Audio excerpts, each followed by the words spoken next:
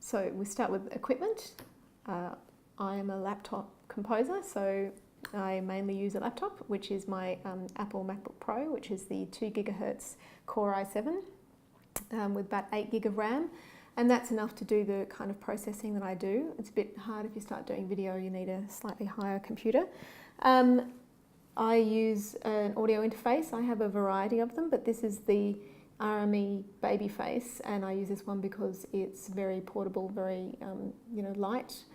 You don't need an interface immediately. I have one because I do a lot of vocals in and recording and live processing, and then you need an audio interface. But if you're just starting out, you can just use the sound that is in the computer. And then, of course, because I use vocal processing, I have a microphone. This is an SM57.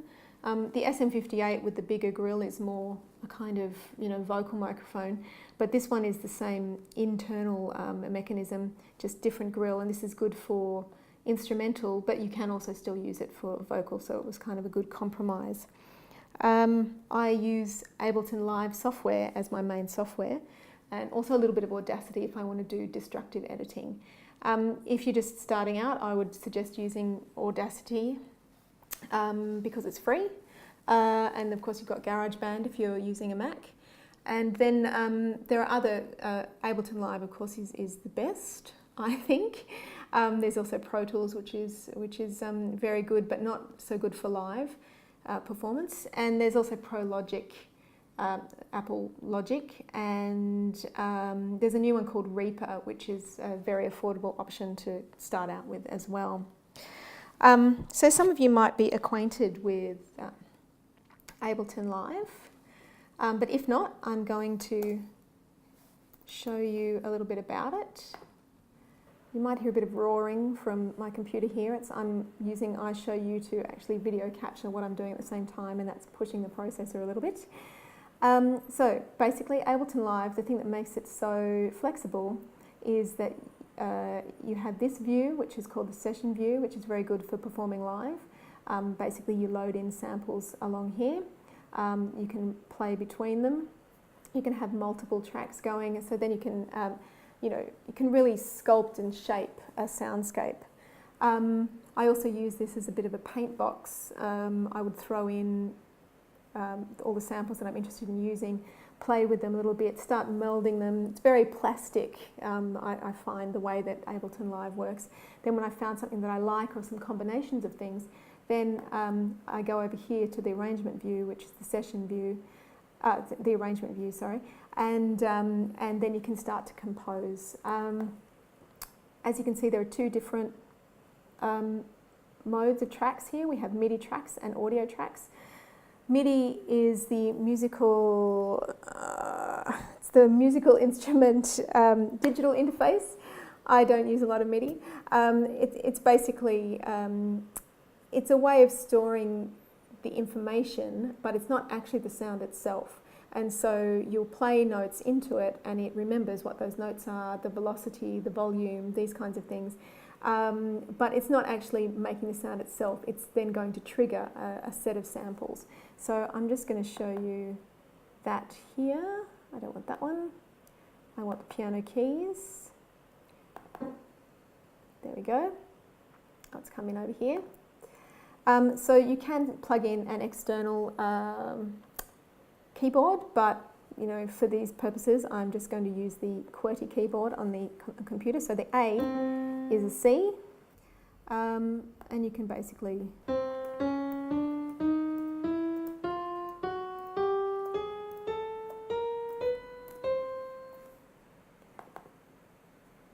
so then you can see that that is the scale that I just played.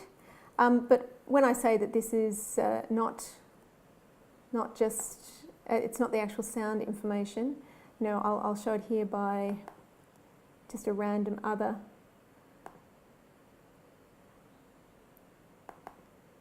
set of samples, an other MIDI instrument.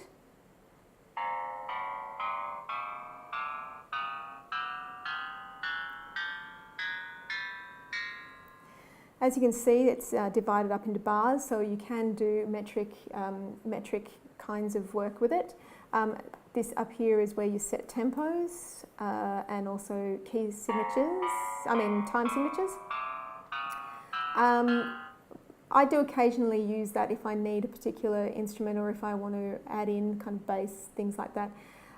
But what I'm going to concentrate more on today is actually using samples within there. Another key part of my kit is always having an audio recorder with me, like a portable audio recorder. I tend to use a Tascam. And it's got inbuilt mics, so if you're quick and dirty, you just want to grab a sound really quickly, you can just use the mics that are in there. But I also get the model that you can plug in external microphones and have better quality microphone inputs in there. So I'm going to show you now I'm going to manipulate a sample, and you can see how kind of flexible and manipulatable Ableton Live is. So this little sample here,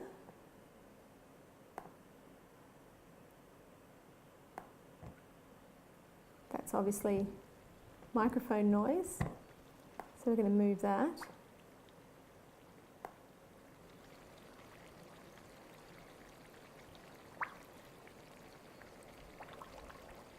So that's a sample that I recorded in Rotorua in New Zealand of Bubbling Mud.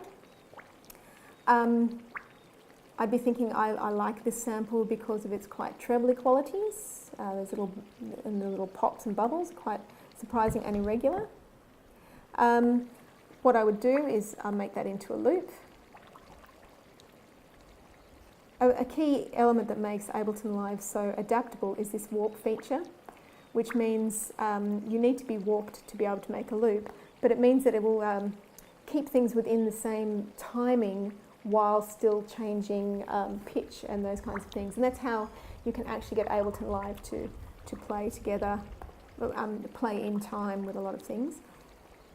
So say with this, I have actually chucked in a few filters already that I know that I want to use, but they're turned off. So say for example, I'm going to turn this on.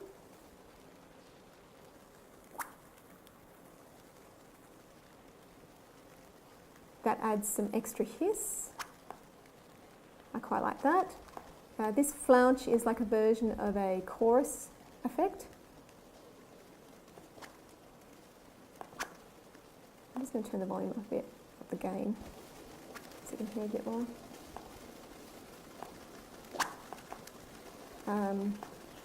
And then for the gamma ray, you can see it adds a more a metallic flavour to it, particularly if I start twiddling these effects, adding more of it. So we get what was quite an organic sound, now it's becoming quite alien and abstracted.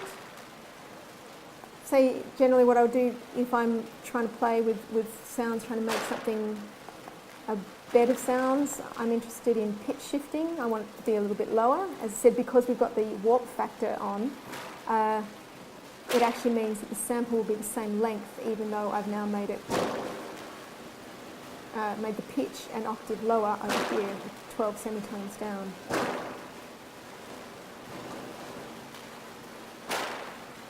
And then say, actually, I'm interested in this little section here on this one. Let's see what happens.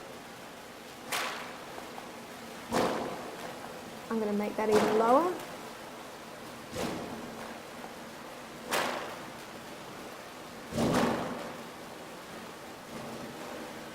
I might do a send. Over here we have sends, which are more effects, and this way you could actually send multiple things to the one effect rather than applying them specifically to that one.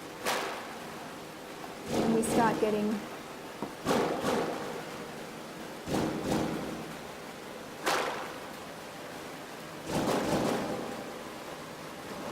that's a very primitive version, but basically you can see how sounds start to coalesce and shape themselves into material, and you can start to hear different things in them. I'm going to show you a piece that I've actually used that sample as the predominant sample in it. So this is all the same sample that I just started with there. As you can see, this is the arrange window. These red marks are volume. You can actually change those to be different parameters, but generally I've got them set on volume so I can see when the fades in and out of material.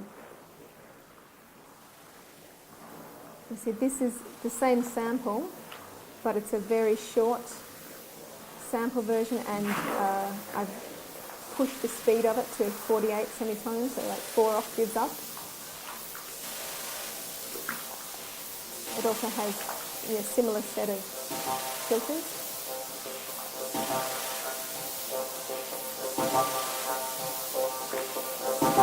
So all this still using the same set of samples. Let's change that a bit.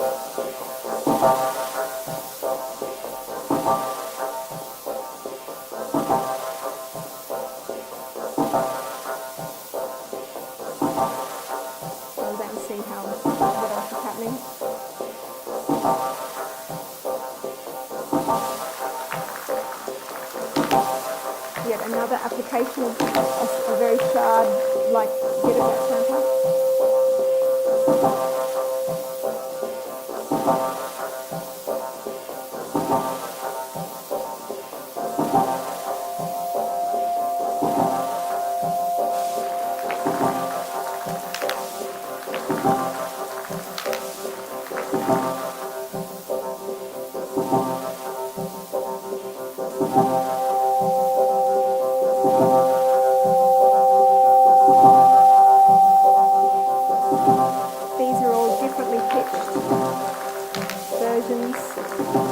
Of a similar tone.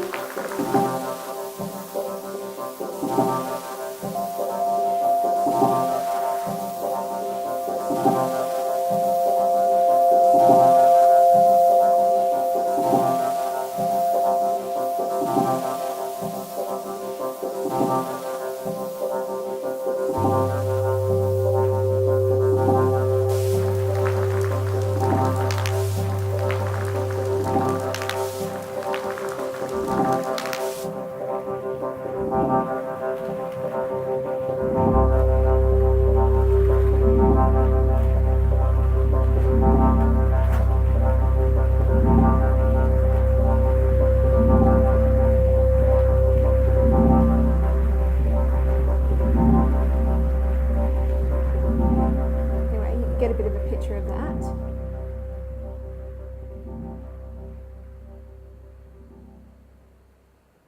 So that's a track called Sailing on the Solar Sea, which I've composed for an EP that I'm working with, a split EP with another artist called Kate Carr.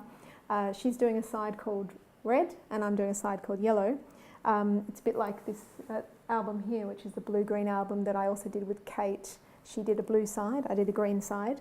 But I'm using this track because I think it exemplifies this idea of figuration and abstraction. The original field recording is quite reasonably recognisable as a sound. Like, you wouldn't be able to necessarily know exactly where it came from, but you know, you can hear that there's some kind of some essence of water in there, some air, some atmosphere around it. It's an outdoor place. But by the time I manipulate it, so if we see something like this, by the time we get to here,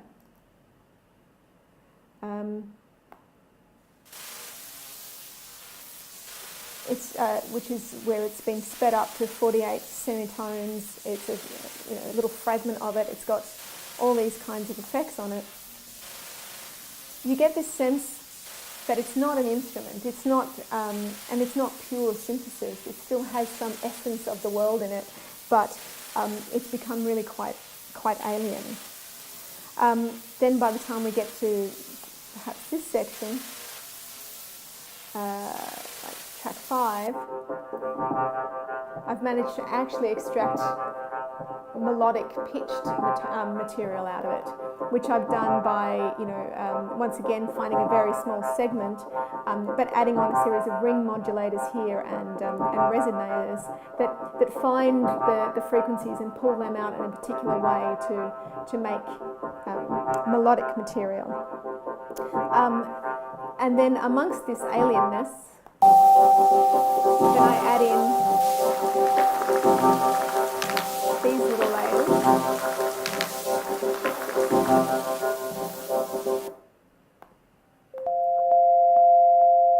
Which are actually sine tones, so pure tones, but that I've repitched. But they're also still quite harsh. There's something in them that's not quite normal. To kind of give a melodic bed of some form, but it's something that kind of wraps in and around the rest of the noise.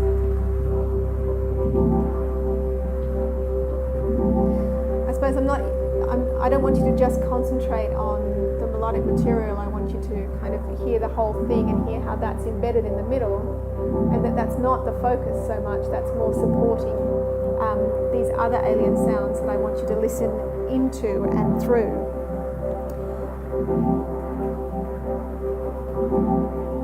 So for me, composition is about, finding this balance of the kind of the known and the unknown, and the how much ground is in there and how much kind of fantasy air is in there is kind of how I think of it. So now I'm going to show you a little bit of live processing. So this is what I call a live set, basically. So it's in the session view as opposed to the compositional view. We can see here that I have some samples. These are samples that I've manipulated and brought in. But then on these tracks, there's absolutely no pre-existing audio. But what we do have is a series of different effects and systems, basically. So this is a looper. I'm going to tell this to grab a loop of material, and then it will keep playing it. And then I've affected it with a grain delay, which will add. I'll show you what this is.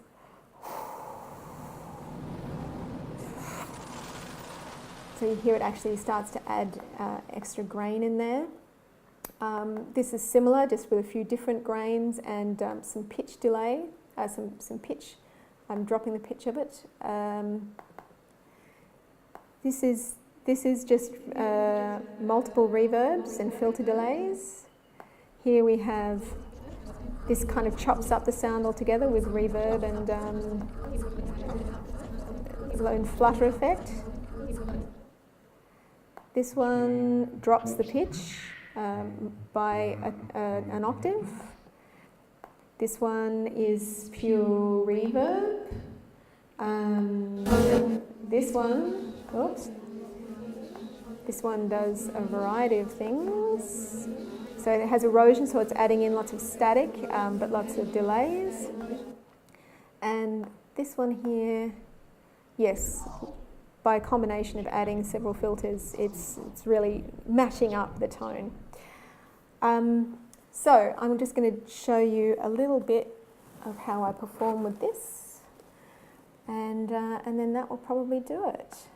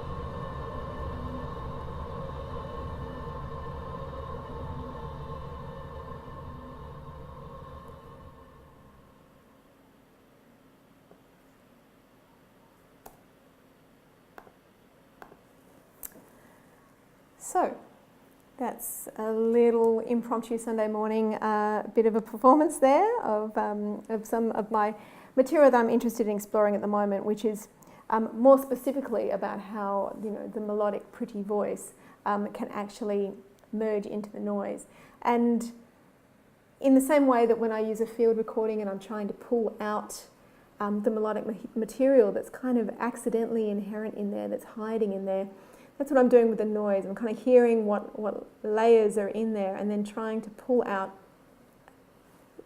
its latent melodic material. So I hope that this has been informative. I hope that you've found it quite interesting to seeing how the development of experimental music practices in the 20th century has led in some ways, or influenced me in particular, in how I work in a slightly more kind of popularist way with electronic laptop material. I hope that you've kind of appreciated or begun to understand how kind of working between the figurative material and the abstract, the kind of known and the unknown, how if you're balancing those two things off each other and trying to find these combinations of surprise and familiarity, how maybe this will actually make you enter the sound in a different way than if you were expecting a particular melodic and rhythmic piece of music to unfold. And I hope that you've found it informative to see my practice. There are many, many ways in which you can obviously use Ableton Live, and there are far more complicated ways, and there's certainly ways where you can actually start programming your own filters using Max MSP and those kinds of things. But this is a bit of an introduction. If you want some more information about my work, there's my website, which I'll put on screen. And also I just want to do a little bit of a plug for another website that I have, which is called Audible Women, which is an online directory for women working experimentally with sound. Evidently, at the moment, there are still more men working in this way than there are women, but that's beginning to improve. And so I started this online directory to really highlight the work of women. It's an international directory of women working experimentally with sound. And so if you wanted to find and listen to some more samples of things, I would direct you there first and maybe try and listen to a lot of female artists first up and see what's going on there.